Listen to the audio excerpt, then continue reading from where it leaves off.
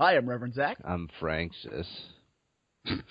You sound so cranky. I had to watch this movie.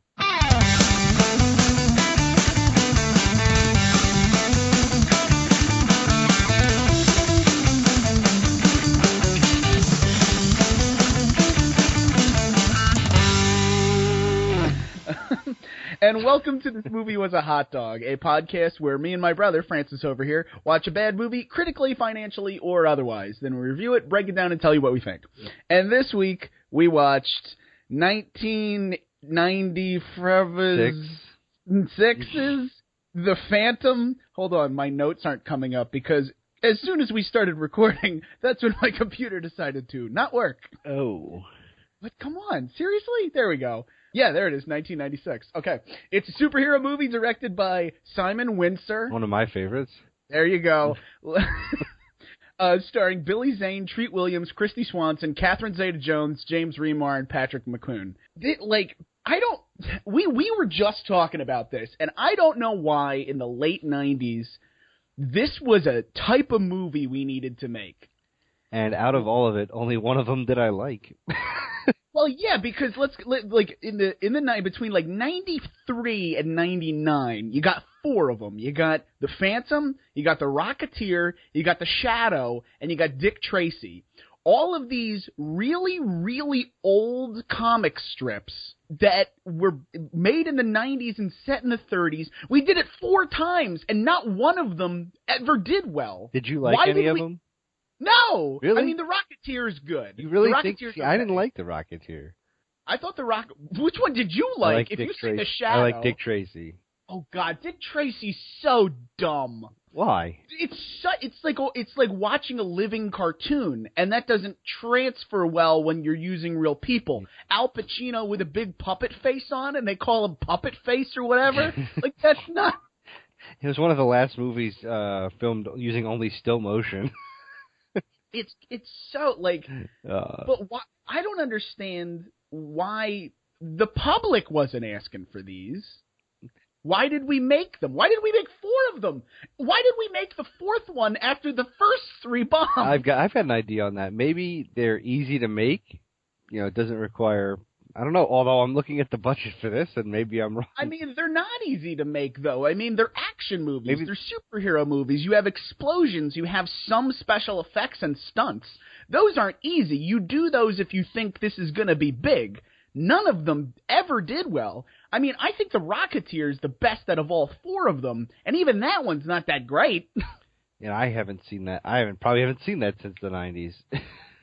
Well, we should probably talk about the movie we actually did watch, The Phantom, which was a comic strip first published in 1936. I don't even understand these type of comics. It's 4 panels. It's 4 panels once a week. What does it take 3 years to wrap up a story arc? Yeah, it's like, hello, I'll see you next time. Who has the patience or by the time, because I remember reading the Phantom comic strip when I was growing up. It's still going. It was one of those things where I just read cartoons, whatever they were, it didn't matter. Because by the time you read one, you I don't fucking remember what happened last week. That was 7 days ago. Unless you're keeping them. Right, you cut them all out, and I'm sure there are people who do that. I would not doubt it. I definitely. I'm sure there are. I bet when before there was TV and radio, and it was in the 30s, and the Phantom was just came out. I bet that was a legitimate thing to do. So you'd be like, oh yeah, what happened last week? And you got your little, people make photo albums. Though they have their Phantom album with all their comic strips in a row. Right. Ooh, do you have strip number 7? I do. Actually, that was in a rare paper. It only. That was in a rare paper. They only made 3 of those papers that. But day. I have the strip from it. It was in a rare paper. Oh, do you? Another one I'm missing. Strip number 1,274. At Phantom Con. Phantom Con. But you know what? We're laughing about it, but there's someone out there that has a binder or an album. Of course there is. Oh. So anyway, the movie. All right, we got to get to it. I know. It's so that. There's a reason we're not talking about it. This movie is so boring. And there is just no plot, really. There is a plot, but it's just Yeah, it just kind of trudges along. I saw this in the theaters when I was a kid, and I even remember it being bad then, because it cost $45 million to make, and it made 17. Ouch. It didn't do very well, and I remember knowing that even at the time. And today when I sat down to watch it, I'm like, I don't know, maybe it was just one of those things where people were just giving it a hard time. And I watched it, and I'm like, no wonder it did bad. Nothing happens. It's so empty. I went into it with a complete open mind. I didn't know any. I mean, I knew it was a comic strip, but I didn't know anything about his origin or his powers, which apparently are nothing. And except maybe he's magic. Maybe, I don't know. No, maybe? I don't think so. But well, we'll get into that. So it opens up with a prologue that says, "For those who came in late." Ooh, catch us up. Did you see that? Yeah, I saw that. Why was that there? Maybe that's a thing from the 30s? I don't... It says, "For those who came in late," and then it goes, "A long time ago there was a boy on a ship, and then pirates attacked it, and then he swam to Africa, where an African tribe raised him and said, 'You're a superhero now. That's the story of the Phantom.'" And we're like, whoa, all right, we're just breezing past that, huh? I mean, for those who came, it's almost like in a comic, sometimes they'll have a panel that says, like, in case you missed the last 5 issues. But these are on 3-panel comic strips on the Sunday Times. I know, but I'm just, that's what I take out of it. Well, I watched, this first scene really brought some issues that I have with, like, current superhero movies, and I couldn't tell them, like, is this good or bad? The same, in the sense that every time they make a Batman movie, we have a 15-minute scene where we see Batman's parents get killed. Yeah. Like, at this point, we don't need that. Everyone knows. I mean, if you're really going to see a Batman movie and you don't know that, then why are you seeing a Batman movie? Right. Everyone knows, and we've made, like, 6 Batman movies in the past 10 years. Like, everyone's got it. We're all aware, right? But at the same time, like, this movie did that, where it's like, you don't really need to know what's going on. Just know that there's a superhero. Like, I hated that they did that, because I'm like, wait, who's what now? Except that we actually needed to know. Yeah, we did need to know, and they didn't tell us. They're just like, everybody reads the Phantom, right? Yeah, like, wow, what a social outcast you are. You don't know anything about this. Well, I mean, I don't know. Did they not describe it because they thought everybody knew it, or did they not describe it because they wanted it to be sort of, we wanted to have the mystery as we watched it, something? Well, they spent $45 million. Maybe they didn't have any money left to describe who he was. I don't know where that money went. There's, like, $45 million. There's no special effects in this movie. There's no, like, huge names. There's no big set piece. I mean, I guess there's a couple of big set pieces, but, like, not to justify $45 million. Maybe it went to the actors. I don't know. Who? Treat Williams? You can get Treat Williams for a free lunch and a handshake. Billy Zane? I don't know. All right. So, anyway, we're actually going to do the movie now. Yeah, we're actually talking about the movie now. So it opens. So after we get that prologue with the pirates and whatever, James Remar, who is like third billed in this movie, I never that used to be a thing where James Remar was in a top cast of a movie. He's driving a truck in Africa with a tiny African boy, and this scene is so long and you don't even know what they're doing. They drive across this old rickety bridge and they get to a cave, right? And they're like, great, we found this old mystic artifact, which is this, like, silver skull. They pick it up, then a skeleton comes to life and strangles one of James Remar's goons.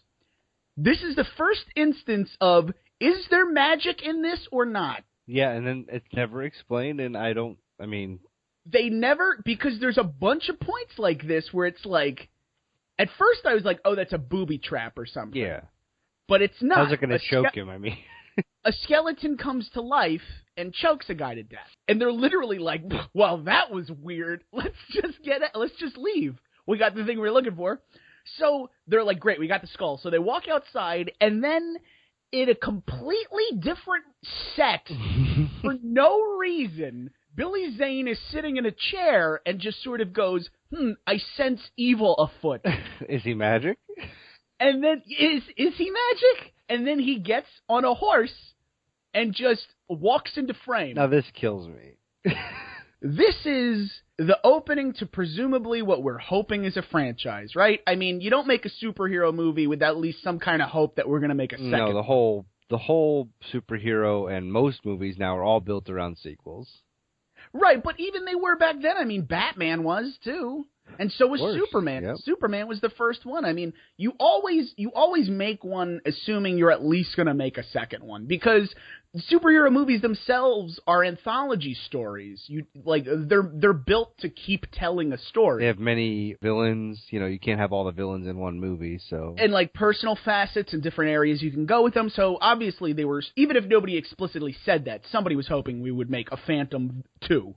So if you're going to make there's no pomp and circumstance to him showing up.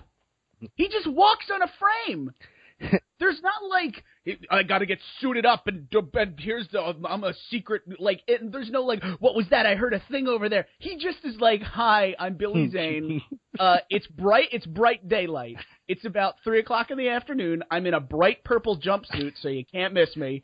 I'm riding a white horse, and I have a wolf. I have a wolf. And they're not even when Batman shows up, and Tim Burton's Batman, there's he goes, I am Batman. He walks up, he jumps on a truck, so the bad guys get in their truck and they drive away because they don't even know whether or not they should be afraid of him. They just assume they are.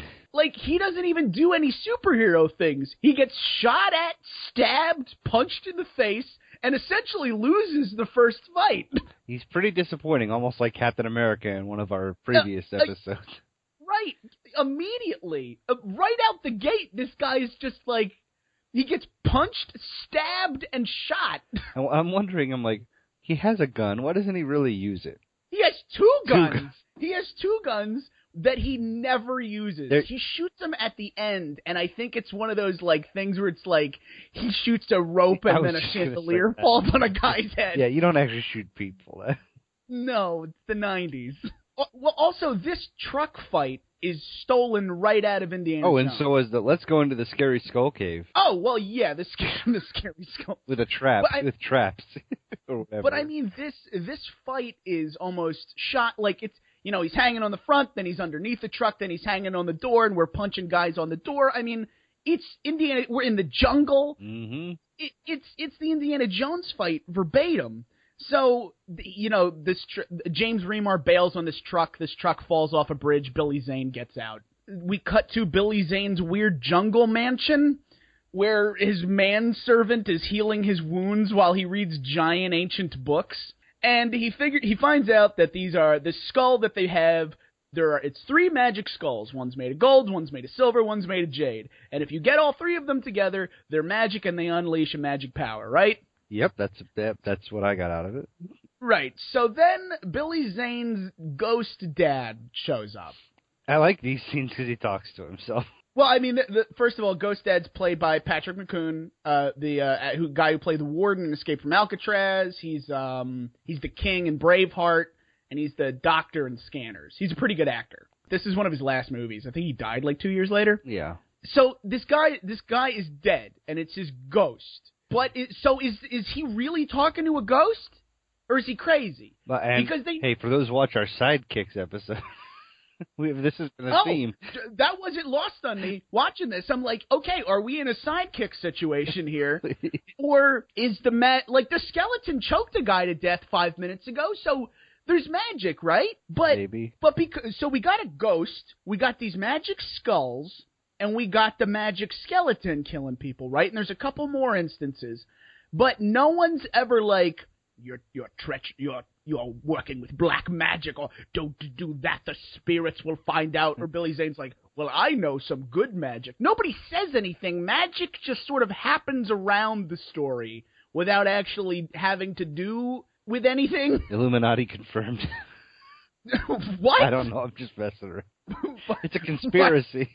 I'm aware of what it is. I don't know why you said it. Randomness. Well, it was that for sure. After we have this weird ghost scene, we cut back to New York at a fancy party where Christy Swanson shows up. She's the original Buffy the Vampire Slayer. Yep. They're at this party, and she's like, I'm an independent woman who also flies planes and goes on adventures. And we're like, okay. Treat Williams shows up, who is playing a cartoon character. He's literally a mustache-twirling supervillain. Yep, I know. He was my favorite character in the movie. In this movie, it's like we're creating this like comic booky hyper reality, but everyone's playing it straight. Like Buffy the Vampire Slayer is playing this as if she is in the original Die Hard film, and this is very serious. Treat Williams is in like a pinstriped suit, and he's got this pencil-thin mustache, and he's walking around going, "Mercy." I'll tie you to the train tracks. Yeah. Oh well. Oh, you're gonna publish a bad report about me in the newspaper? Well, why don't I just buy your newspaper? That's how he talks. Yeah, and it's the whole movie. It never lets up. And he's great in it, but like. This movie actually also suffers from, like, okay, it's boring, nothing's really happening, nothing's really explained, but also the writing is awful. I mean, the dialogue, people say, is horrendously stilted. It's like they took dialogue from a comic strip in the 30s and they just put it in a movie script. People don't really talk that way. Right. That's why when you hear people say, like, oh, you hear some people, the comic book, super comic book nerds, a little bit higher than myself, so I'd say, would say, oh, well, there's nothing like the comic book. Well, you know what? Because if you put the comic book directly into film, it would sound stupid, and that's what this film did. And it does. It sounds really stupid because you can read something and interpret it with all those colors and like the bubble art, and it'll make sense in that context. But as soon as a real person is saying it, it's just like, ooh, what? Why is he talking that way? Yeah, I mean, and not with just talking, too. That would be like if you put the real ending to Watchmen in the Watchmen movie, people would not have liked the movie. Well, people didn't like it anyway. Really? A lot of people didn't like Watchmen. I agree with you. I was disappointed because I wanted to see the giant squid alien. Yeah, but I get it. Right, you had to. I mean, well, not only that, like that would have been an $80 million movie that all of a sudden would have needed $30 million more to make a big alien invasion ending. Yes. Like, so anyway. Yeah, sorry, we're off track again. We're talking about a good movie. Okay. This party scene is very long and very boring, and Treat Williams is playing, did I say his name? Xander Drax? He's just a rich jerk. I like the name. Sure, whatever. Well, I mean, all Treat Williams is doing is he's just smarmy. Like, and he has a smarmy name, too.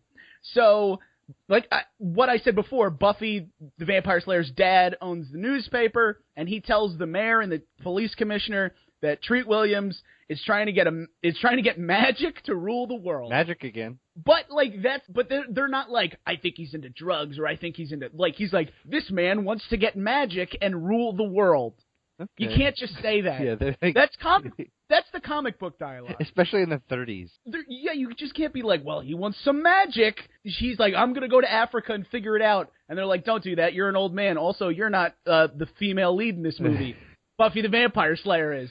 So she's like, I'll go. So she goes to Africa. These scenes are so rushed and forced that I honestly don't even care what's happening. There's a lot missing. You can tell. Oh, Buffy the Vampire Slayer gets on a plane.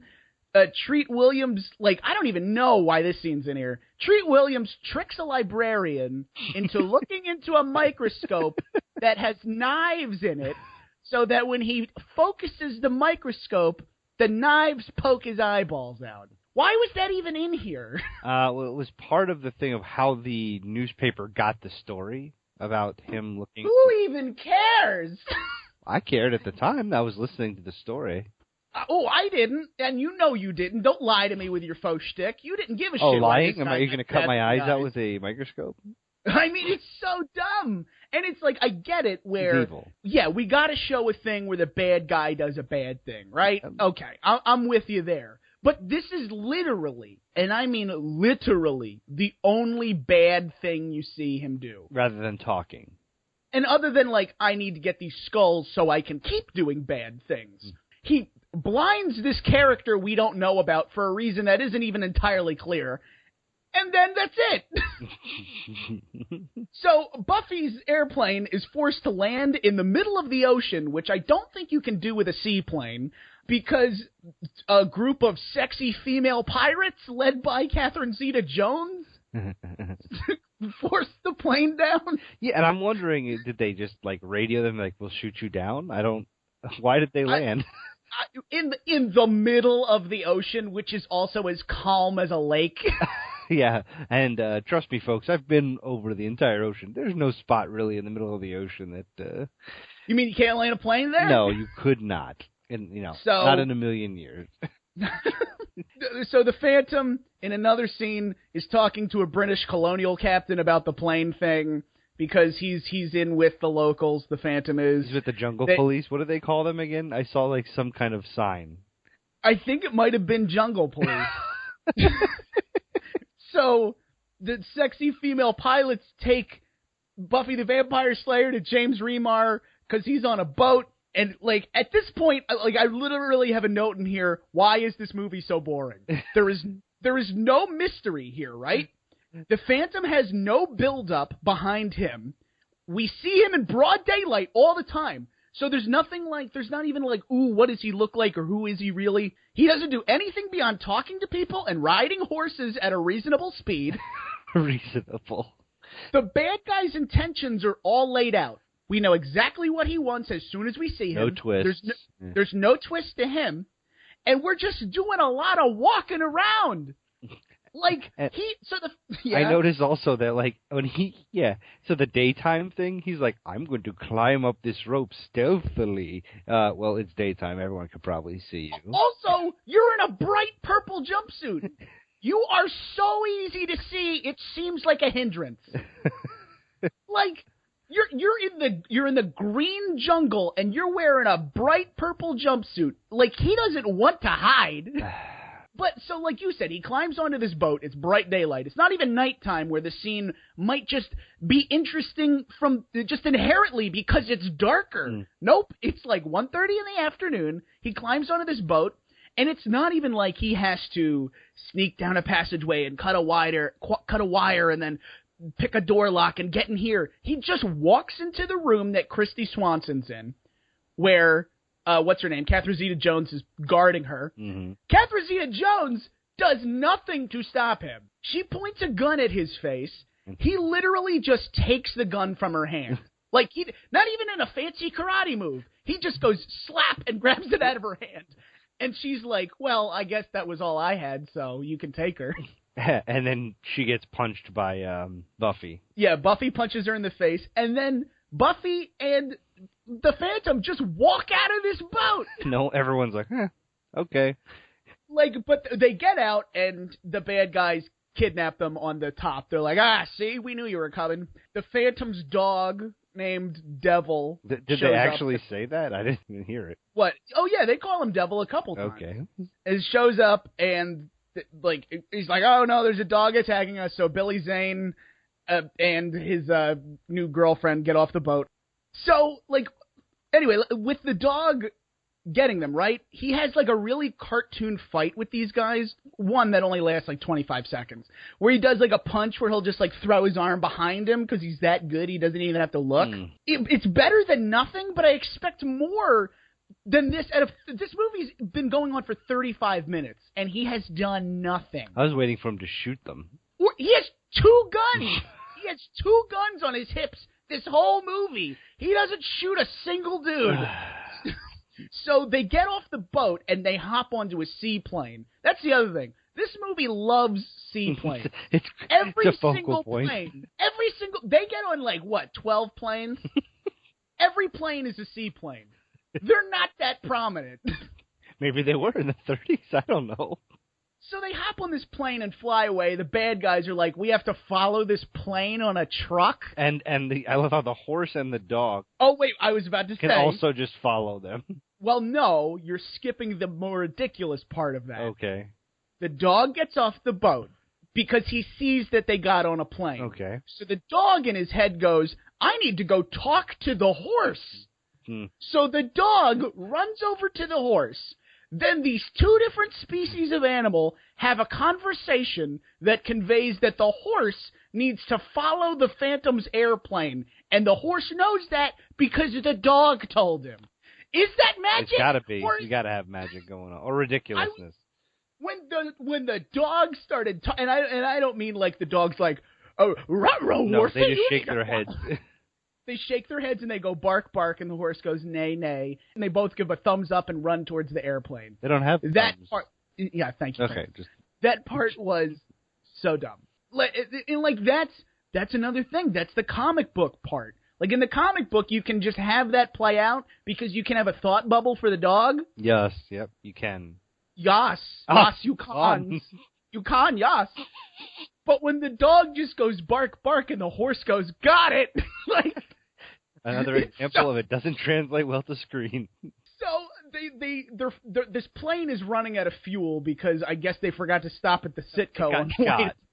Oh, that's right. It got shot. Yeah, there's holes, so the fuel is leaking out of the wings. So basically what they do is they climb down to the skid of the plane is landing, and then they jump onto the horse just before it hits a mountain, which I said in about 10 seconds. The scene goes on for like 5 minutes. Like, they get the plane a little lower, then Buffy the Vampire Slayer climbs down, then the horse is getting closer, and the bad guys are getting closer, then he climbs down because he jammed the stick, and then they're almost on the horse, and they jump on the horse, and she gets on the horse, and then just as they get on the plane crash, it goes on forever. And again, almost trying to steal from the Temple of Doom a bit. Yeah, but it's not like that. It's not exactly like that, but you can tell that's the theme. It's trying to be a real action movie, but it has all of these weird comic booky things crammed into it, which do not mesh and brings this thing to a screeching halt. So they get on the horse, and as soon as they are, this truck is after them, and there is another chase scene. Because it was able to catch up to them while they were in a plane. Right. And they were, like, flying through canyons. I get the horse, but you know what? No, I don't even get the horse. None of it makes sense. And this chase scene is the same chase scene from the beginning. There's nothing new. It's the same bad guy in the same truck, chasing the same guy for the same reasons. There's no content here. Where did the money go? They couldn't afford a different truck? $45 million. And that's what I'm talking about. 80% of this movie is set in the jungle, so you don't got to build a set. No props, yeah. There's no props. He's on a horse. Pistols and blanks aren't expensive. Where did those $45 million go? It's got to be the actors. I don't know. So, the bad guy's truck gets stalled, so James Remar can't chase him, and they get away. Billy Zane takes Buffy the Vampire Slayer to his incredibly obvious hideout. It's a giant mountain in the shape of a skull, and the skull is white. I don't know how this has remained hidden for hundreds of years. He gives her a pearl necklace from his giant pile of gold coins. Like, he's like, I want to give you a present. It's very important to me. Why are you Robin Hood now? No, it's not. It's not even Robin Hood. Because he's not giving it to anybody. He's keeping all of it. He goes, I want to give you a present. Something to remember me by. It's very special. So wait here. He goes into another room, and it's a room the size of my apartment that is filled with giant gold statues and diamonds and rubies and necklaces and earrings and rings. And he goes into this giant tray filled with thousands of pearl necklaces and picks one up and goes, I'll just lie to her and tell her this is important. And he takes it to the other room. She's like, oh, that's so special. And he's like, yes, it's very, very old. This is a line. This guy's trying to get laid. And he's just like, I won't tell her about the room filled with riches I have. And what was it? It was black pearls, right? Was the gift? Yeah, it's just pearls, which he has literally thousands of. Oh, one of my favorite was I think it was back up a little bit, was when she first sees his wolf. Do you remember her line? No. She just goes, your dog's a wolf. Yep, that's about... It's like, that's really? about like that flat? Not like, oh, wow, what a majestic creature. Well, let's talk about Buffy the Vampire Slayer for a second. Okay. She is as flat as a door. Flat as a door? She's not a terrible actress. She's just... In this movie, she's so deadpan. It's like Billy Zane's talking to a wall. She could care less. She's got nothing to say. And the other thing is, they show her as a strong woman for her time who goes on these adventures, has an Amelia Earhart haircut, can fly a plane, can shoot a gun. but she doesn't do any of that. She sets, they try to set her apart just from her look, like you said. Right. Everyone else is in like fancy dress clothes, and she's, got like the adventuring clothes on all the time. And she's got pants on. Ooh, a lady wearing pants. Ooh. But the thing is, if she's going to do that, then she needs to punch somebody and she needs to shoot a gun. And every time he comes to rescue her, she's like, well, I don't need your help. I can do this by myself. But then she doesn't, though. Then she gets tied up and she goes, Billy Zane, save me. Almost, I'm going to reference another movie here, kind of like Maid Marian in Robin Hood, Prince of Thieves. Well, not just like in every movie. And the thing is, though, if you're just going to make a traditional movie where man saves woman, I mean, yes, it's sexist and it's overdone and blah, blah, blah, yada, yada, yada, but it's a movie. If you're going to make that movie, that's fine. Make that movie. But if you're not going to make that movie and you're going to have this character be different and you're going to go out of your way to tell us that she's different, don't then go back on it. If you're going to have her be that character, have her be that character. Don't tell me she's one thing and then she's not. Yeah. Because then when she's not that thing, it totally devalues the image she has. Because she's in in a leather shirt, and she's got the tight haircut, and she's got the boots on, and she's like, I kick ass and I'm a strong woman. But then when she's whining, it's just like, oh, now you're just annoying. Like, either be strong or be the damsel in distress. Don't be annoying. I'll take either way. Something. Yeah. So, in the cave, the British captain from the beginning shows up, and they're like, oh, the bad guy's going to do bad guy things. It's right around the scene where I realize how dumb Billy Zane looks. Like, he looked dumb from the beginning. Why? Well, I mean, it's dumb in this scene because Christy Swanson has information for the captain, right? So she goes over and she's talking to the captain's talking to her, and Billy Zane is just standing in the background of this scene waiting for them to stop talking. And when he just looks like he's waiting for a bus in this fucking costume, he looks like such a turd. That's so mean. Like his face, this helmet looks like it's squishing his face. His lips are pushed again. His lips, his cheeks are puffed out because this thing is like mushing his face out of it. He looks like he's being pushed out of a sausage press. Would you stop? He looks so dumb. That's the plot. Why? There isn't one. Oh. We going back to New York now? Yeah, we cut back to an awful matte painting of New York where Treat Williams gets the silver skull from James Remar. This dialogue is like Treat Williams is just what? Treat Williams his dialogue is great. That I will say. Yeah, it is. But because he's talking like this and say because he's doing that, he's really over the top. James Remar is not. James Remar is his goon. Yeah. And he's just, I'm a tough guy. I talk with a raspy voice, and how dare you touch my woman, punch you in the face. But his dialogue is the same as Treat Williams. There's one in this scene where James Remar goes, the Phantom is real. I killed him once, but now he's not even dead. Like, I killed him once, but now he's not even dead? What? What does that even mean? Yeah, because maybe you could say, but apparently, I thought I killed him, but apparently... I thought I killed him, but you can't kill him. This guy can't die. Right. I killed him once, but now he's not even dead. As if there is something more beyond dead that he should be. He should be worse than dead, but now he's not even dead. Well, the henchman gets killed at this point, I believe. No, he makes it to the end of the movie. Oh, I'm thinking of one of his evil business constituents. Must be ahead. Oh yeah, that guy who gets a big cartoon spear thrown at him. Yeah, like an Acme. Yeah. So Billy Zane shows up and this is my favorite. He shows up as Kit Walker, his alter ego we didn't even know he had. Right. That's exactly.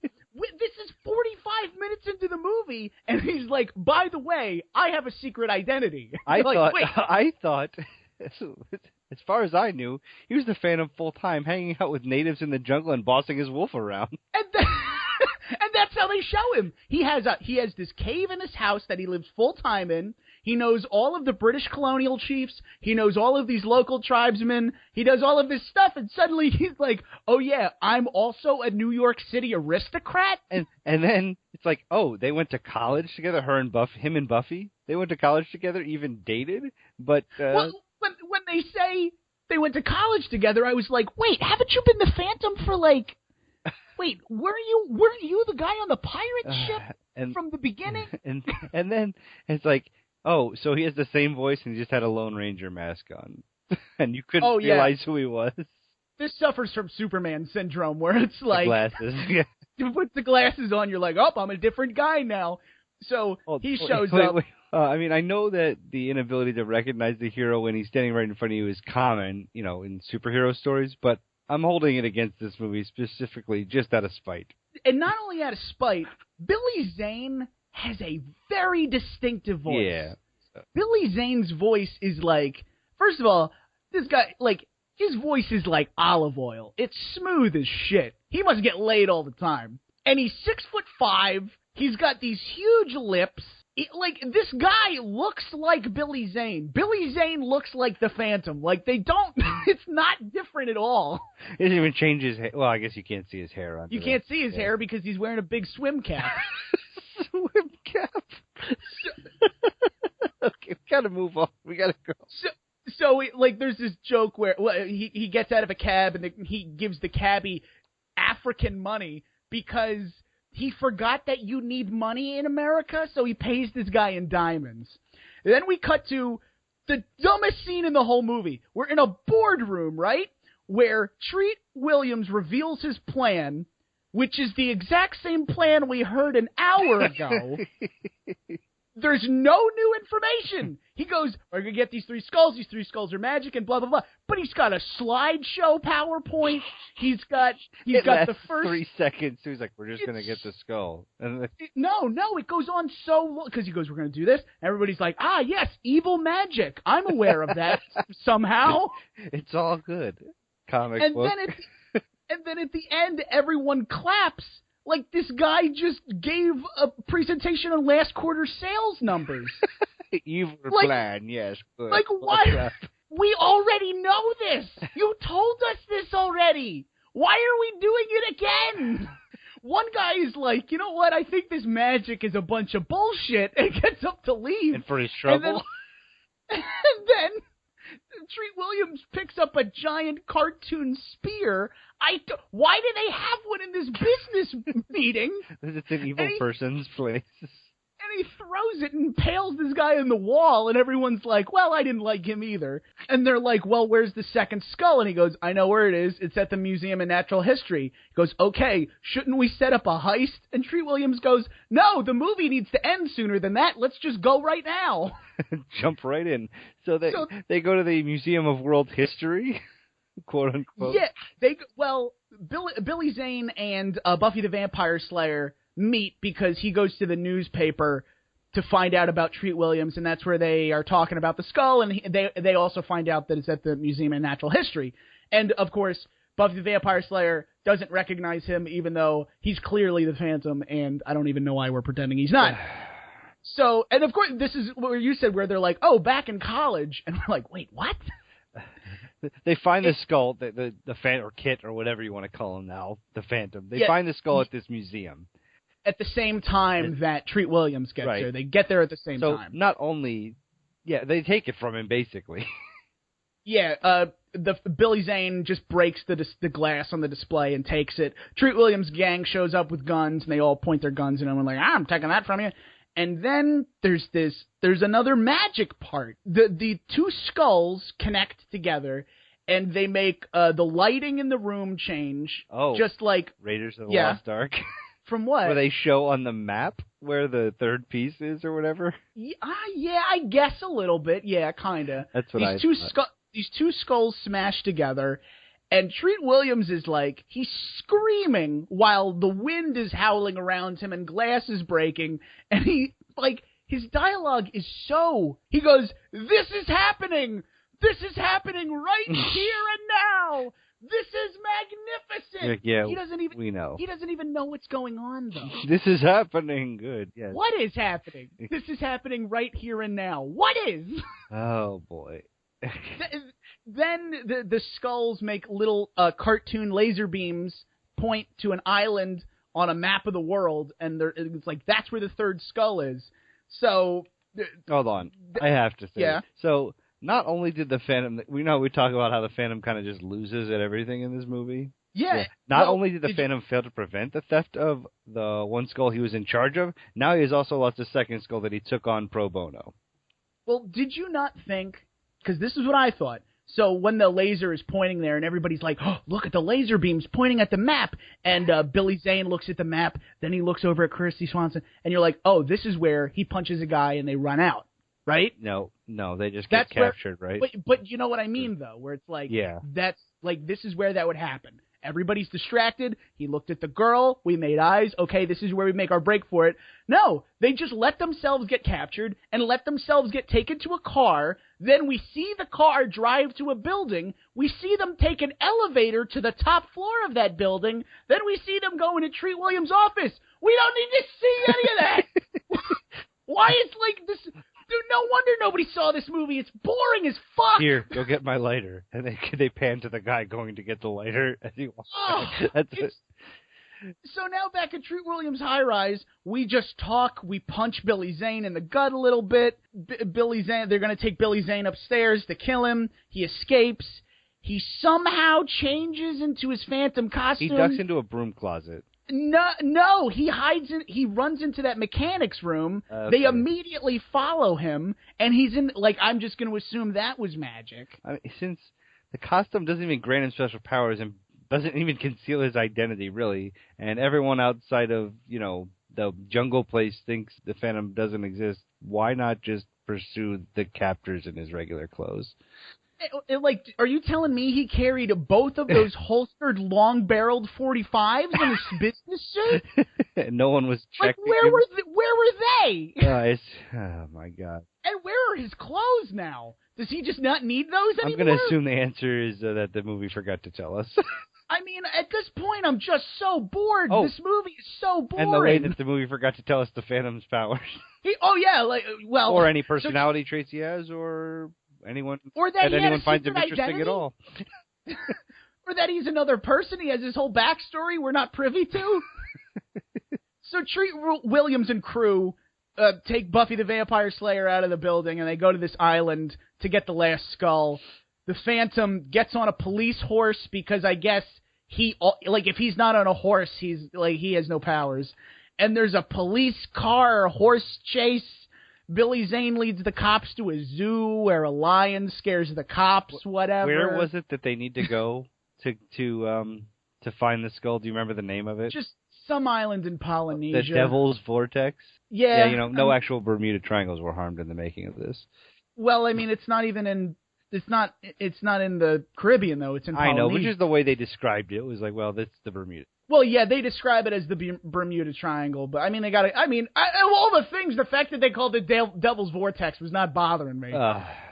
So the cabbie picks him up. In the back of his cab, he talks to his ghost dad again. But again, like, is there really a ghost here? He tells the cabbie to take him to the plane. So where they're going to the Devil's Vortex. Yep. He swims to this seaplane. It's a seaplane again because no other planes exist in this universe.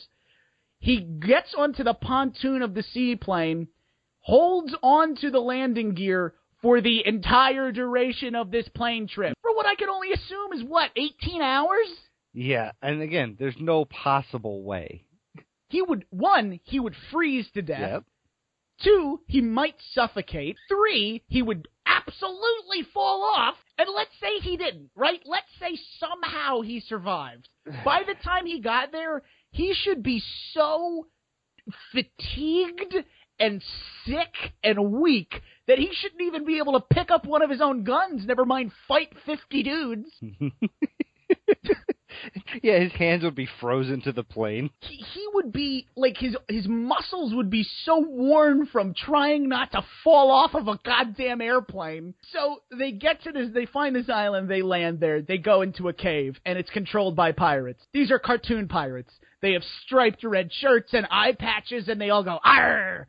And they are brought to the Pirate King. Oh, can I please say this part? Who is led by Shang Tsung. Yeah, I was just about to say that. It's Shang Tsung from the Mortal Kombat movie. Yeah, I wanted to say that. So the Pirate King has the gold skull. They threaten each other. The Pirate King tells them about the fourth skull, which they say there's 4 skulls. Then in the back of that scene, you see James Remar count to 4 on his hands like he's a child. 1, 2, 3, 4. And you're like, why did he do that? He hasn't been one of those like brainless heavies this whole movie. He's like, duh, boss, okay, whatever you say. He's not that. So why does he count to 4? It's so dumb. They blow a guy up with a cannon. The pirates shoot a guy with a cannon. The Phantom, in the meantime, has been sneaking around, and he looks like a ballerina when he's doing this. Because he's tiptoeing around, he's bouncing on his toes, then he sticks his leg out behind him, and he flings his arms while he's sneaking in the shadows. He looks like a fancy lady. Which, there isn't anything wrong with that, but that's not what this guy has been this whole movie. So now all of a sudden he's doing, like, stealthy ballerina moves. Like, this looks... You're undercutting what this character is supposed to be, or at least what you've been telling me he is. Also, this scene where they're talking to the Pirate King goes on forever. Yeah, you think the movie's about to end. And it does. Like, their back and forth is like 20 sentences long, and they only say the same 2 things over and over. Like, cut this shit out. I have the skull. We know you have the skull. Would you like to make a deal? If I make a deal, this. But you have the skull. So the Phantom finally decides to stop dancing in the shadows, and there's a swashbuckling pirate fight. The Pirate King gets eaten by sharks. Which was a little brutal. Also, all of a sudden in this scene, for no reason, literally no reason, Catherine Zeta-Jones is now a good guy and works with the Phantom. Well, she liked him in, like, one of the earlier scenes. Well, but... So she's like, I'm just going to go back on my whole life plan of being a sexy pirate? No. Like, there's no transition to good here. She just is now. Because I guess you can't kill a woman. I guess that's why they did it. They didn't want to kill her. I guess, yeah. I mean, at least there's another good guy. I don't know. There's no at least. There didn't need to be another good guy. We got plenty of good guys. There's only 4 bad guys. So he puts the women in a submarine. He's like, I'm going to launch the submarine and then get in there with you. Now all 3 skulls are together. They briefly turn into a CGI cartoon where they spin in the air. Treat Williams goes up and grabs them and realizes that now when all 3 of these skulls are together, they shoot a laser beam. Yeah, right. That's all they do. And they destroy anything that comes, in contact with it. Well, don't get me wrong. A laser beam is a pretty good weapon. Yeah. It blows stuff up. But this is far from controlling the world level of power. Yeah. Like that's what they make it out to be, of course. But well, it's like the same thing. It's like in Masters of the Universe, where he's like, once I have this thing, I will now be an omnipotent god. Nope. Once I have all 3 of these skulls, it will unleash unworldly power. And by that I mean it shoots a laser beam, which is pretty cool, but doesn't make him anything. Especially against the 4th skull. Right, which we found out about 3 minutes ago in a throwaway line, and then it turns out that, what's his name? Billy Zane's skull ring is the 4th skull, and then has a purple laser. So he shoots a purple laser out of his ring, while the 3 skulls shoot a green laser, and then there's a laser fight. Billy Zane wins because he pushes his fist forward, and then Treat Williams blows up, and then they get away, and then basically the movie ends. Well, there's like another 20 minutes of nothing after that. Oh, yeah, there's 20 minutes of nothing. No thing. They go back to his cave. Buffy the Vampire Slayer's like, you're Billy Zane. He's like, I know I'm Billy Zane. I need you to basically be just a womb for me and give me a son so that the Phantom can carry on. And then it just ends like it goes. That's the end of the movie.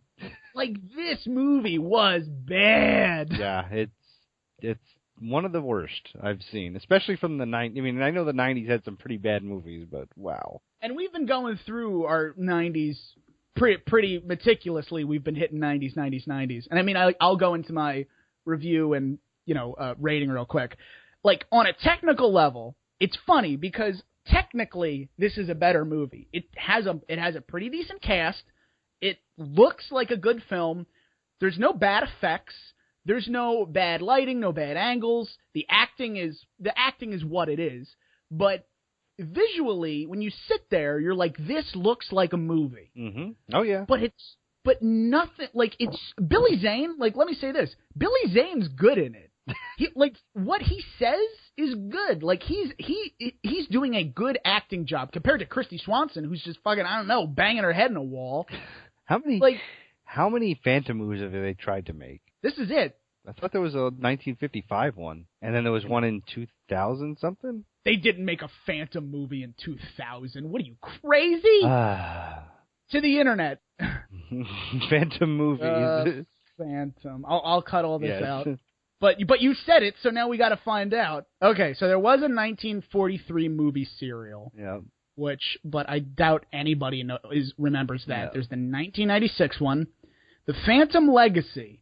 On December 15, 2008, it was announced that so-and-so had secured the rights to the blah-blah and the Phantom Legacy, unrelated to the something. The film is set to have a budget of is written by blah, executive producer, some boyers, original, but it was to be confirmed. No, it hasn't come out yet. All right.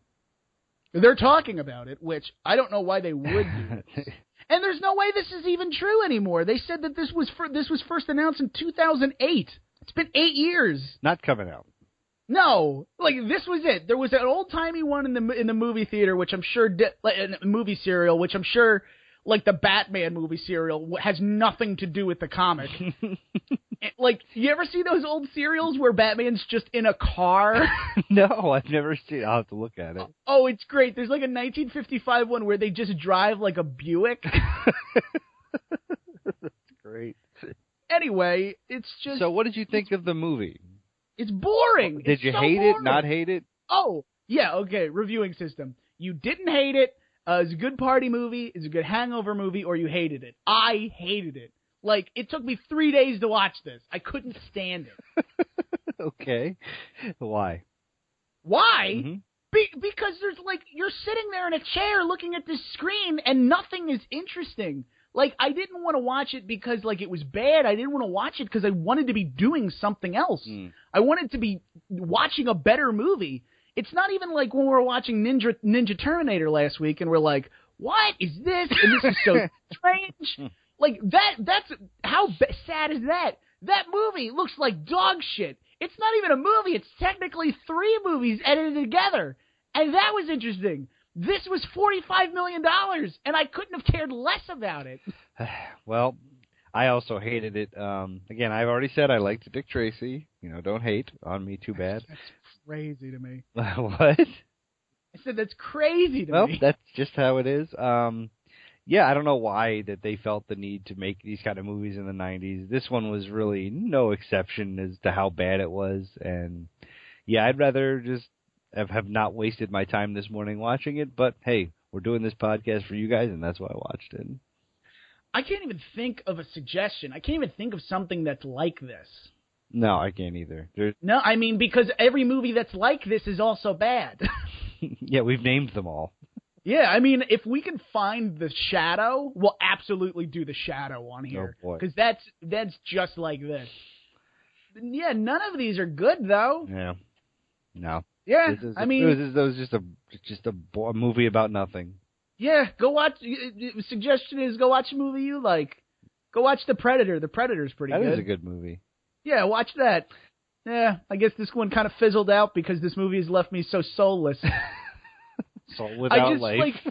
Like, seriously, like, I started watching it 2 days ago, and I got 20 minutes into it, and I was just like, oh, my God. Yeah. And I knew I had to finish it this morning, and I was even late because I stalled watching it for as long as I possibly could because I didn't want to watch it.